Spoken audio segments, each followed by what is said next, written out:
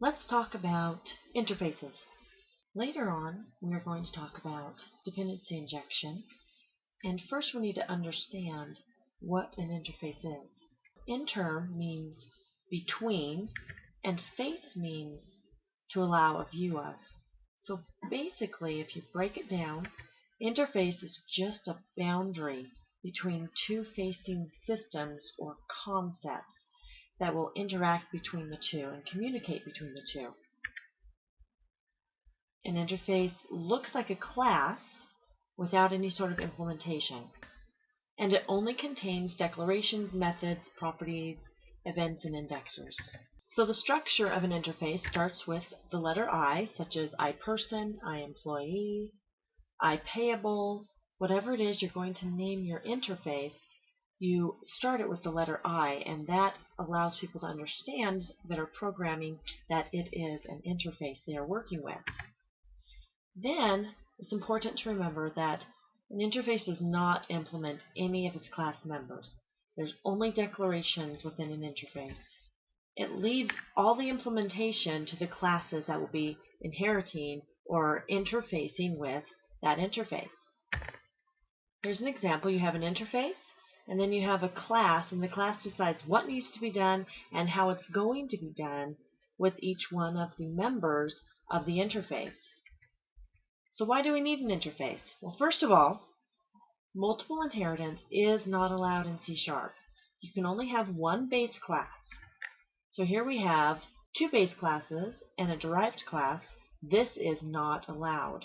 In order to get around that, we have an interface that allows us to have a base class, but it also allows us to have multiple interfaces.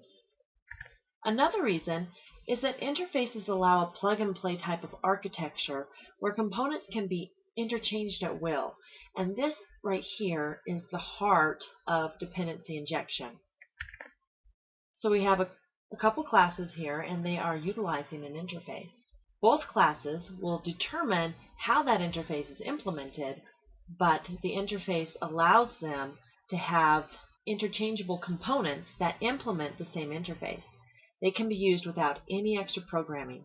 The interface forces each component to expose specific public members that will be used in a certain way. Because interfaces must be implemented by a derived class, they define a contract. For instance, if a class implements an iDisposable interface, it is making a statement that it guarantees it has the dispose method in it, which is the only member in the iDisposable interface. Any code that wishes to use the class may check to see if the class implements iDisposable. And when the answer is true, then the code knows that it can just call the dispose method of that class. There are some limitations with using interfaces, however. First, they cannot define constructors or destructors. They cannot have data members, and they cannot have any static members. Interfaces and abstract classes sometimes get confused because they have similarities. Neither can be sealed, neither can be instantiated. An abstract class is often used as a base class because you cannot instantiate it, therefore you do not want it to be a derived class. The differences, however, are that interfaces cannot contain any sort of implementation. Interfaces cannot declare non-public members, and interfaces cannot extend non-interfaces. Here's the syntax. So we have a class name, a colon, then their base class name, followed by a comma, our first interface name, a comma, our second interface name, a comma, and so on. So if we had public class salary employee, we would put a colon, and then employee would be the base class name that salary employee is derived from. After the comma, then we have our first interface, iSchedule, another comma in our second interface, iPayment, and so on and so forth.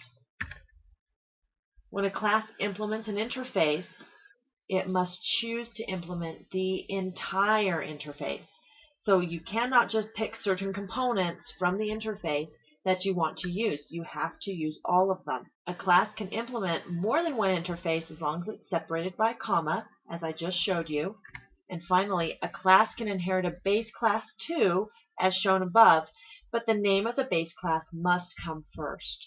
If you're getting some sort of an error, check to make sure you have the base class name first, directly after the colon.